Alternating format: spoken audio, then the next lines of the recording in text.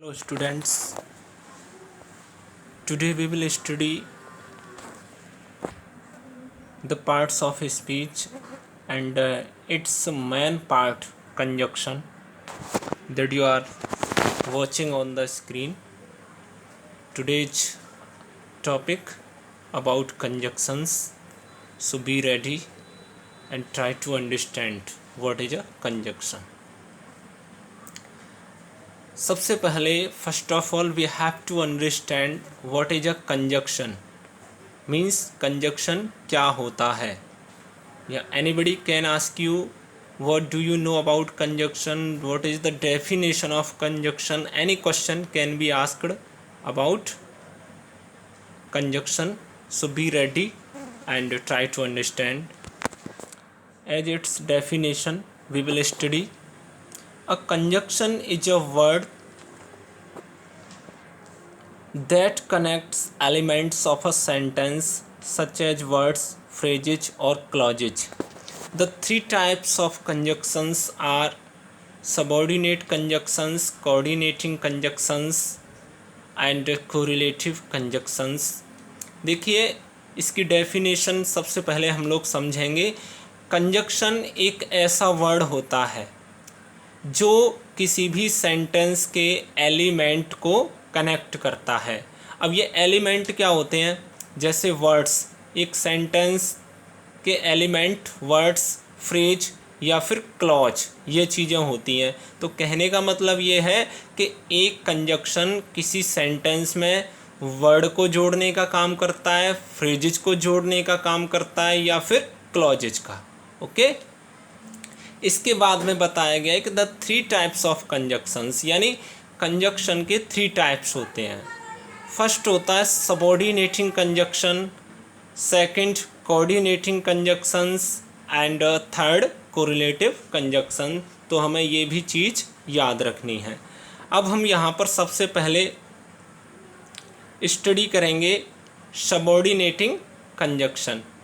तो जैसा कि आप लोग देख सकते हैं, आप सबको दिखाई दे रहा है, subordinating conjunctions break sentences into word clusters called dependent और subordinate clauses.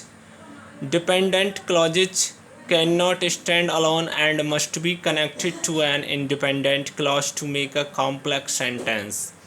Subordinating conjunctions connect the dependent clause to the independent clause. यहाँ पर हम लोग समझेंगे कि ये सबऑर्डिनेटिंग कंजक्शंस क्या होते हैं. तो सबसे पहले बताया जा रहा है कि जो सबऑर्डिनेट कंजक्शन होते हैं वो सेंटेंस को, यानी वर्ड क्लस्टर्स, यानी दो भागों में डिवाइड कर देते हैं. यानी एक सेंटेंस में जो वर्ड होते हैं उनको दो भागों में वो डिवाइड कर देते हैं, जिनमें से एक जो शब्दों का समूह होता है वो डिपेंडेंट, उसको हम डिपेंडेंट क्लॉज या सबऑर्डिनेट क्लॉज कहते हैं. ठीक है ना. और ये जो डिपेंडेंट क्लॉज होती है वो अकेली नहीं रह सकती एंड मस्ट बी कनेक्टेड, इसलिए इसको हमें कनेक्ट करना होता है इंडिपेंडेंट क्लॉज से. इस तरीके से हम कह सकते हैं कि अगर हम दो सेंटेंस को, या कह सकते हैं किसी सेंटेंस में सबऑर्डिनेट कंजक्शन का यूज हो रहा है तो उसमें दो क्लॉज होंगी, एक डिपेंडेंट क्लॉज और एक इंडिपेंडेंट क्लॉज. जो डिपेंडेंट क्लॉज होती है उसको हम सबऑर्डिनेट क्लॉज बोलते हैं. और इस तरीके से डिपेंडेंट और इंडिपेंडेंट ये दोनों क्लॉज मिलकर के कॉम्प्लेक्स सेंटेंस बनाती हैं. कहने का मतलब है कोई भी कॉम्प्लेक्स सेंटेंस होता है उसमें दो क्लॉज होती हैं, एक डिपेंडेंट और एक इंडिपेंडेंट. जो डिपेंडेंट क्लॉज होती है वो सबऑर्डिनेट क्लॉज होती है और जो इंडिपेंडेंट क्लॉज होती है वो मेन क्लॉज होती है. यहाँ हमें ये याद रखना चाहिए कि जो डिपेंडेंट क्लॉज होती है या सबऑर्डिनेट क्लॉज होती है वो इंडिपेंडेंट क्लॉज पर निर्भर रहती है. Okay. Subordinating conjunctions connect the dependent clause to the independent clause. यानी सबॉर्डिनेटिंग जो कंजक्शंस होते हैं उनका यूज हम किस लिए करते हैं, उनका यूज हम डिपेंडेंट क्लॉज को इंडिपेंडेंट क्लॉज से जोड़ने के लिए करते हैं। जैसा कि यहाँ आप एग्जाम्पल देख रहे हैं, everyone was happy when it stopped snowing. हर व्यक्ति प्रसन्न था जब बर्फ़ पड़नी बंद हो गई। तो यहाँ आप इस सेंटेंस में दो भाग देखते हैं, एवरीवन वॉज हैप्पी और दूसरा भाग है व्हेन इट स्टॉप्ड स्नोइंग। तो यहाँ पर जो फर्स्ट पार्ट है एवरीवन वॉज हैप्पी, ये इंडिपेंडेंट क्लॉज है, और ये जो व्हेन इट स्टॉप्ड स्नोइंग ये डिपेंडेंट क्लॉज है। और इस पूरे सेंटेंस को हम कहेंगे कॉम्प्लेक्स सेंटेंस। ओके, आप यहाँ पर ये देख सकते हो कॉमन सबॉर्डिनेटिंग क्लॉजेज, यानी जो हम सबॉर्डिनेट क्लॉज बनाने के लिए जिन कंजक्शन का यूज हम करते हैं वो आप देख सकते हो। आफ्टर, आफ्टर का अर्थ होता है बाद, ऑल्दो इसका मतलब यद्यपि, एज जब जैसे, एज इफ़ जैसे कि, मानो कि, एज लॉन्ग एज जब तक तब तक, एज दो इसका भी जैसे कि, बिकॉज क्योंकि, बिफोर पहले, इवन इफ फिर भी, इवन दो यद्यपि, इफ यदि, if only, in order that, now that, once, provided, rather than, since, so that, though, without, unless, until, when, whenever, where, whereas, wherever, whether, while, within, besides। इस तरीके से ये सभी जो आपको इस कॉलम में दिखाई दे रहे हैं वो सभी सबॉर्डिनेटिंग क्लॉजेज बनाने के लिए कंजक्शन दिए हुए हैं। ठीक है, आप ये एग्जाम्पल पढ़ सकते हो, जैसा कि मैं पहले ही आपको बता चुका हूँ। ये सभी सबॉर्डिनेटिंग कंजक्शन के एग्जाम्पल हैं। ठीक है, आपको पता रहना चाहिए। अब हम लोग चलते हैं इसका सेकंड पार्ट या सेकंड काइंड, कोऑर्डिनेटिंग कंजक्शन। तो ये क्या होता है देखिए ध्यान से। Coordinating conjunctions are single words that connect similar parts of a sentence. जो कोऑर्डिनेट कंजक्शन होता है वो सिंगल वर्ड्स होते हैं, यानी सिंगल वर्ड में ये कंजक्शन होते हैं।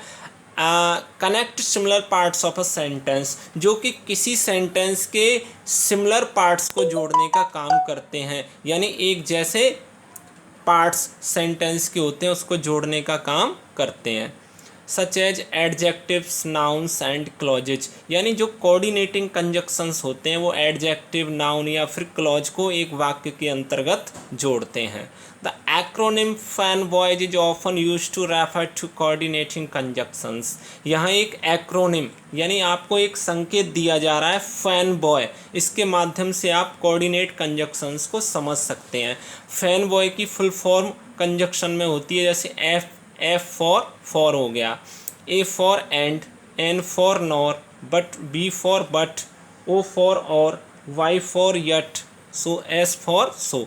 फॉर का मतलब होता है चूंकि, एंड मिस और, नॉर मिस नाही, बट मिस लेकिन, और मीन्स या अथवा, यट मीन्स फिर भी, सो मिस इसलिए। ठीक है, तो आप लोग देख सकते हैं फैन बॉयज वर्ड को हमें याद रखना है, इससे हमें कोऑर्डिनेटिंग कंजक्शंस का पता चल जाएगा।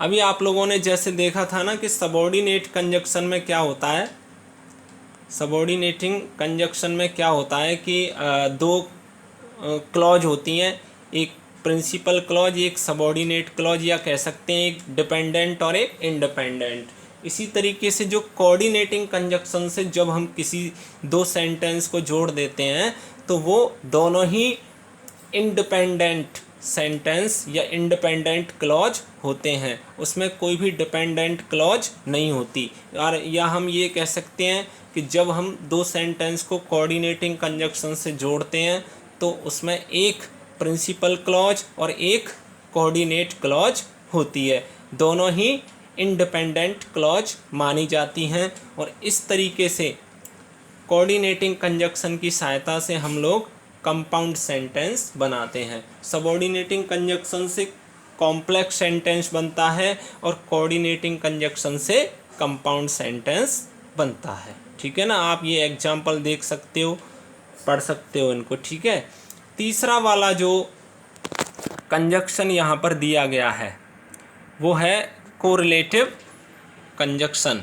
ठीक है ना, कोरिलेटिव कंजक्शन। तो देखिए, correlative conjunctions connect similar parts of a sentence such as adjective, noun and clause. यानी कोरिलेटिव कंजक्शन कोई अलग से नहीं होता है, it is the part of coordinating conjunction. एक तरीके से कोऑर्डिनेटिंग और सबऑर्डिनेटिंग दोनों का ही ये एक पार्ट होता है। लेकिन इसका मतलब, कोरिलेटिव का मतलब है इसमें दो वर्ड या दो शब्द मिलकर के एक कंजक्शन का काम करते हैं। यानी कोरिलेटिव कंजक्शन हमेशा पेयर में यूज होते हैं। जैसे आप लोग नीचे देख रहे हो, as dot dot as, neither dot dot nor, pair में यूज हो रहे हैं, इसलिए इनको कोरिलेटिव कंजक्शन माना गया है। ठीक है, ये यानी आपके कोऑर्डिनेटिंग भी हो सकते हैं और सबऑर्डिनेटिंग। यानी जितने भी कोऑर्डिनेटिंग और सबऑर्डिनेटिंग कंजक्शन होते हैं उनमें से जितने भी पेयर वाले कंजक्शन हैं उनको निकाल करके एक तीसरा वाला अलग से कोरिलेटिव कंजक्शन बना दिया गया है। लेकिन ये तीसरा कोई अलग से नहीं होता, ये भी कोऑर्डिनेटिंग और सबऑर्डिनेटिंग से मिल करके ही बना है। अतः आप देख सकते हो, जैसे एज डॉट डॉट एज, ये सबऑर्डिनेटिंग कंजक्शन से लिया गया है। नाइदर डॉट डॉट नॉर, ये कोऑर्डिनेटिंग से लिया गया है। वेदर डॉट डॉट और, ये सबऑर्डिनेटिंग से लिया गया है। बोथ डॉट डॉट एंड, ये कोऑर्डिनेटिंग से है। नॉट ओनली बट ऑल्सो, ये भी कोऑर्डिनेटिंग से है। आइदर और, ये भी कोऑर्डिनेटिंग से है। नॉट बट, ये भी कोऑर्डिनेटिंग कंजक्शन से है। तो इस तरीके से कोरिलेटिव कंजक्शन भी आपका या तो कंपाउंड सेंटेंस बनाएगा या फिर कॉम्प्लेक्स। ये आपको देख करके पता करना होगा कि ये जो मतलब कोरिलेटिव कंजक्शन है वो सबऑर्डिनेट से बना है या फिर कोऑर्डिनेट से। ठीक है, ये हमेशा पेयर में यूज होते हैं। आप लोग देख सकते हो, इनके बहुत सारे एग्जाम्पल्स यहाँ पे दिए हुए हैं। ठीक है, तो आप लोगों को मैंने आज ये आपको कंजक्शंस के बारे में फुल डिटेल में बताई। यहीं पर हमारा ये टॉपिक फिनिश होता है। सभी स्टूडेंट्स को वेरी वेरी थैंक यू।